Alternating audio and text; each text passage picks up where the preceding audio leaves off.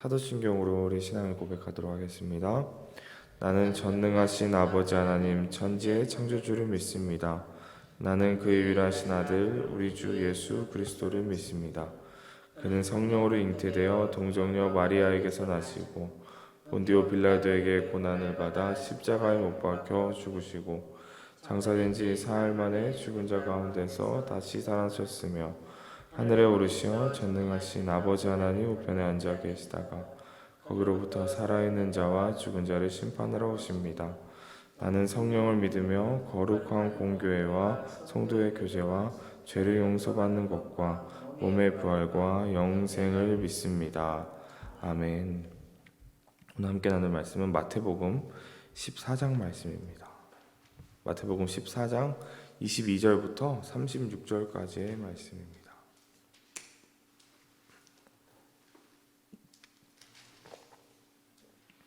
네, 마태복음 14장 22절부터 33절까지 읽도록 하겠습니다.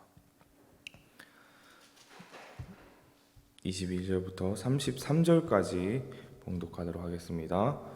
네, 우리 한 절씩 교독하면서 읽도록 하겠습니다. 예수께서 즉시 제자들을 재촉하사 자기가 무리를 보내는 동안에 배를 타고 앞서 건너편으로 가게 하시고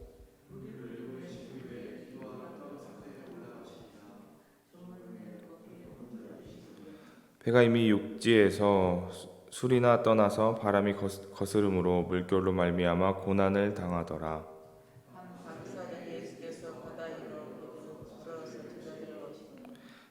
제자들이 그가 바다 위로 걸어오심을 보고 놀라 유령이라 하며 무서워하여 소리 지르거늘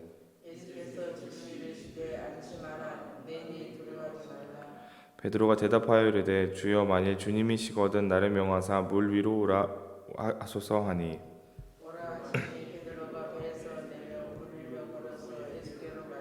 바람을 보고 무서워 빠져가는지라 소리질러 이르되 주여 나를 구원하소서 하니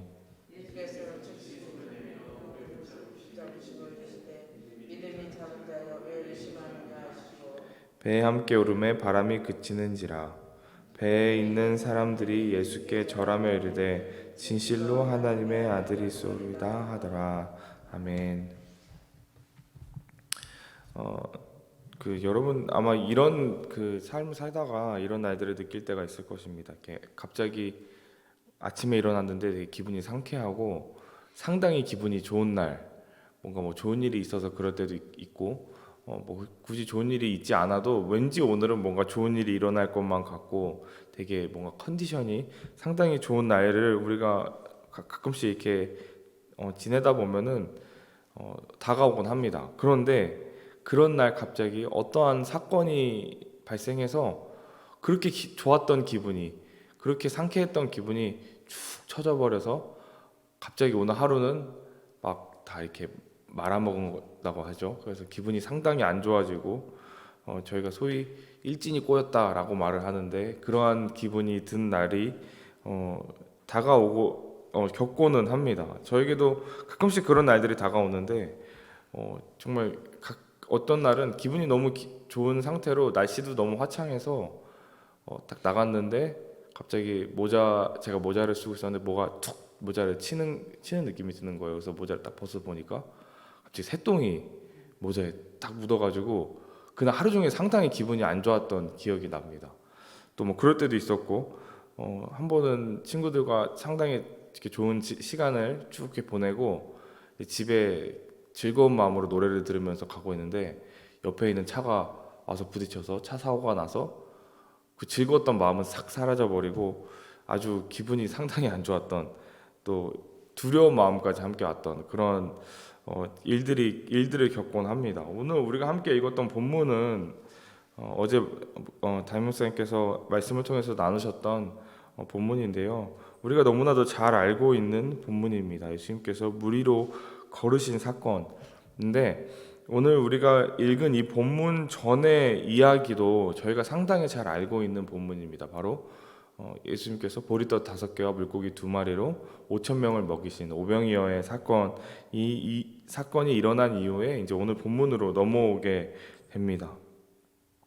그래서 저희가 이 말씀을 묵상함을 통하여서도 이 오병이어의 사건을 생각해 본다면 머리로 그리고 상상해 보아도 정말 대단한 사건이고 놀라운 사건이라고 할 수 있지 않습니까? 그런데 상상을 보면은 그 당시에 예수님과 함께 그 보리떡과 물고기를 먹었던 사람들의 기분은 어떠했을까요? 아마 엄청나게 흥분했었을 상태였을 것 같습니다. 제가 서론에 얘기했었던 것처럼 상당히 기분이 좋은 날을 그들은 겪고 있었을 것입니다.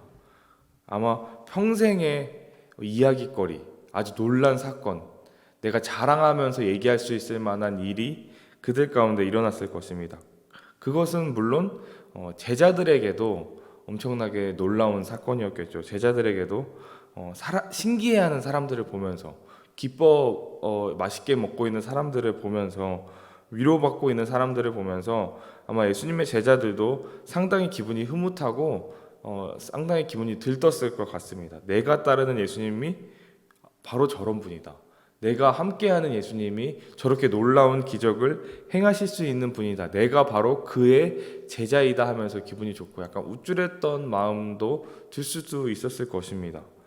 그런데 갑자기 오늘 본문이 시작되면서 예수님께서 그 제자들에게 갑자기 재촉하면서 배를 타고 호숫가 건너편으로 가라고 하십니다. 그래서 물 위로 오르게 하시는 장면으로 오늘 본문이 시작이 되는데 그리고 예수님께서는 같이 배에 안 타시고 호련히 저기 있는 산으로 기도를 하면서 떠나셨습니다.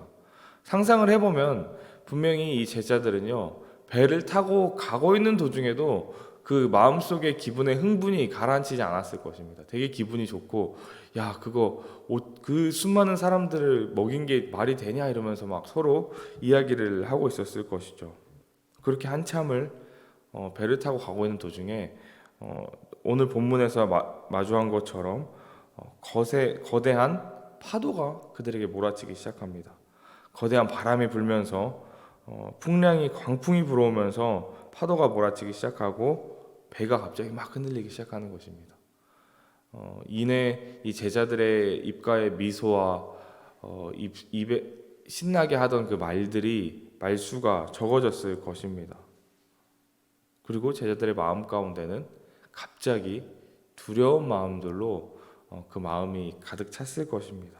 이게 무슨 일인가? 우리가 이제까지 이러한 바다를 본 적이 없는데 그 제자들 중에서 어부도 있다는 것도 우리도 잘 알고 있죠. 그래서 이러한 바다를 우리가 마주한 적이 없는데 이렇게 큰 파도가 갑자기 우리에게 다가오면 어쩌다 우리가 이 바다에 빠져서 죽을 수도 있겠구나 하는 두려움들이 제자들 가운데 있었을 것입니다.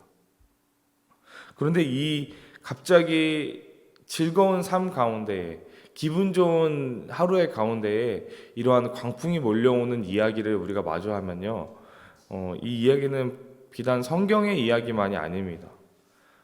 이 제자들의 모습을 보면 참 우리도 예수님의 제자이니까요. 우리 인간들의 모습과 참 비슷하다는 생각을 참 많이 하는데 우리도 삶을 살다가 보면 제가 서론에서 얘기했던 것 같이 평안하고 아무 일 없이 기분 좋게 잘 살다가도 갑자기 거대한 이 폭풍의 직격탄을 맞을 때가 분명히 존재합니다.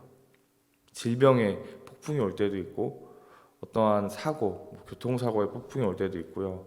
가난의 폭풍이 올 때도 있고 인간 관계 가운데에서 오는 폭풍들, 또 가정의 어떠한 불화나 가정의 대화의 부재로 인해서 오는 폭풍들, 또 개인적으로 삶의 무기력함으로 인해서 오는 폭풍들, 직장에서 상사나 또 동료들과의 관계 가운데서 오는 폭풍들, 이런저런 폭풍들이 오늘 제자들과 마주해야 했던 것처럼 우리의 삶에도 다가온다는 것입니다.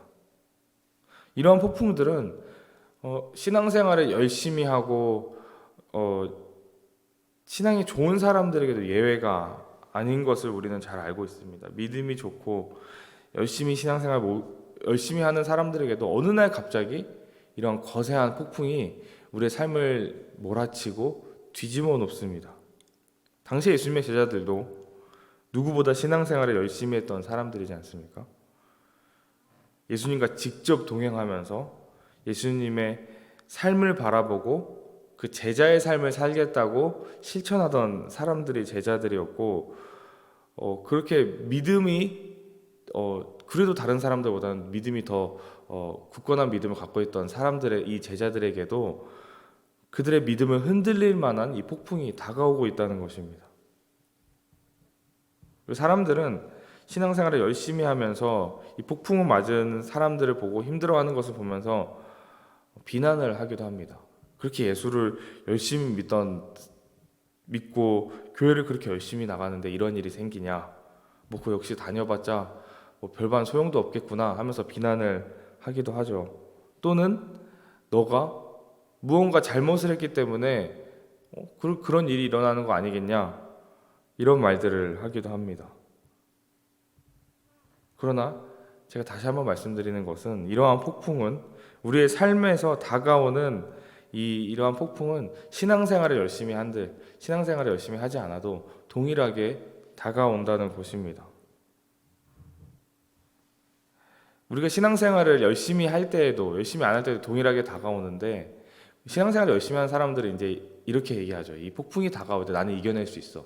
나는 믿음으로 이 거센 파도를 헤쳐나갈 수 있어. 나는 이겨낼 수 있고 우리 하나님만 붙잡고 이 굳건하게 나아갈 수 있어 라고 장담하면서 나아갑니다. 그런데 막상 우리의 삶 가운데 이러한 폭풍의 직격탄을 우리가 맞게 되면은 무너져 버리는 것이 우리의 인간의 모습입니다.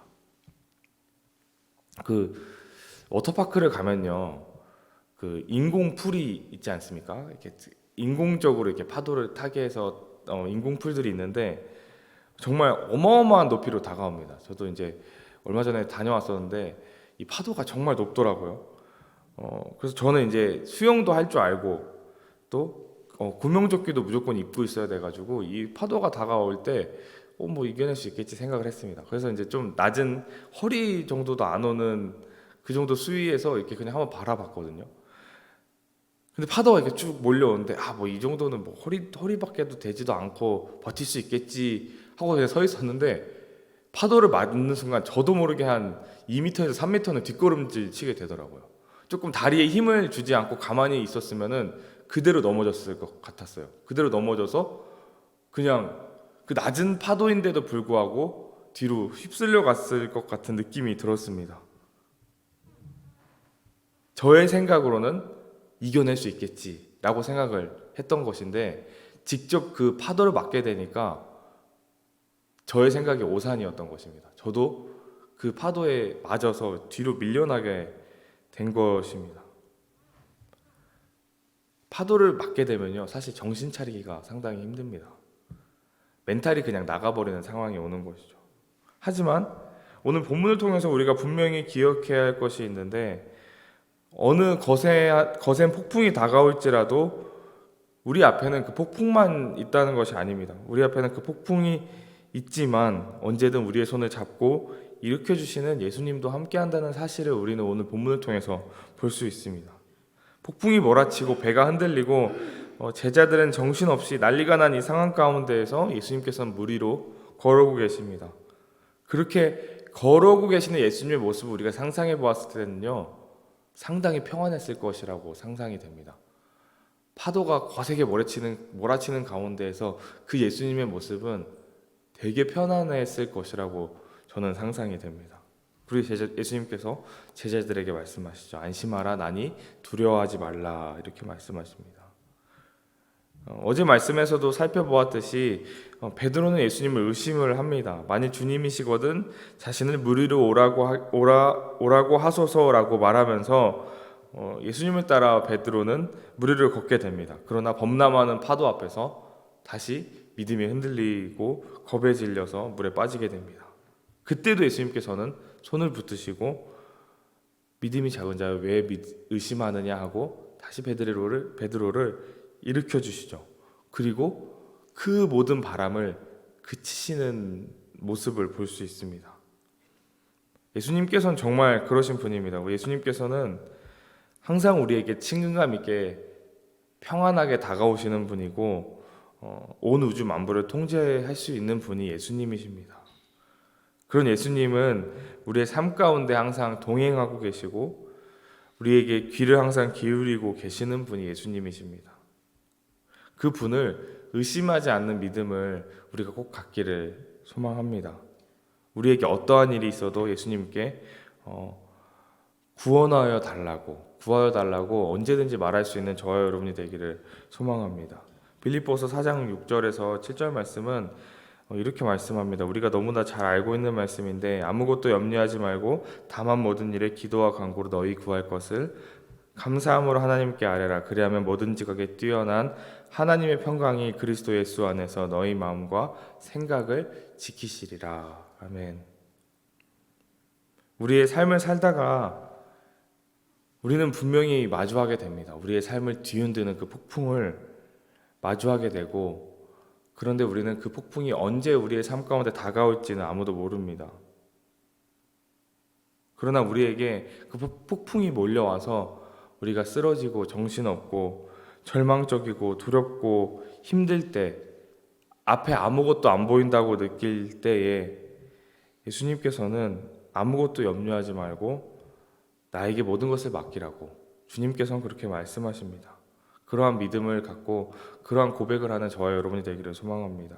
그랬을 때에 모든 만물을 통치하시는 우리 아버지 되시는 하나님께서 우리의 삶과 함께 하셔서 마음과 생각을 지키시고 우리의 모든 일을 지키시며 우리에게 참 평안을 허락하실 것입니다. 오늘 하루도 그 하나님을 의지하면서 그 하나님과 함께 살아갈 때에 마음 가운데 평안을 안고 살아가는 저와 여러분이 되기를 간절히 소망합니다. 네, 기도드리겠습니다. 사랑과 은혜가 풍성하신 하나님 아버지, 늘 우리의 삶에 동행하여 주시고 함께하여 주시니 감사드립니다. 주님, 오늘 말씀을 우리가 함께 묵상하면서 마음이 참 평안했던 이 제자들이 급작스러운 풍랑을 맞아서 그의 믿음이 흔들렸던 것처럼 가끔 우리도 우리의 삶을 흔드는 그런 풍파를 맞이할 때가 있습니다. 주님, 바라기는 우리 삶 모든 순간에 우리 주 예수 그리스도를 의지하는 삶을 살게 하여 주옵소서. 거친 풍랑이 우리에게 다가올지라도 우리의 삶이 평안하여 행복할 때에도 모든 순간 주님을 의지하며 믿음으로 우리 주님과 함께 동행하며 사는 우리의 삶들이 될 수 있게 하여 주옵소서. 아무것도 염려하지 말고 모든 일에 기도와 간구로 하나님께 아뢰라고 말씀하신 그 말씀을 우리가 의지하며 나아가오니 하나님의 평강이 우리의 삶 가운데 가득하게 주님 동행하여 주옵소서. 오늘 하루도 주님께 매 순간 감사드리기 원합니다. 매 순간 주님을 찬양하기 원합니다. 우리의 모든 발걸음 주님께서 동행하여 주옵소서. 감사드리며 살아계신 예수 그리스도의 이름으로 기도드립니다. 아멘. 하늘에 계신 우리 아버지, 아버지의 이름을 거룩하게 하시며 아버지의 나라가 오게 하시며 아버지의 뜻이 하늘에서와 같이 땅에서도 이루어지게 하소서. 오늘 우리에게 일용할 양식을 주시고 우리가 우리에게 잘못한 사람을 용서하여 준 것 같이 우리 죄를 용서하여 주시고 우리를 시험에 빠지지 않게 하시고 악에서 구하소서. 나라와 권능과 영광이 영원히 아버지의 것입니다. 아멘.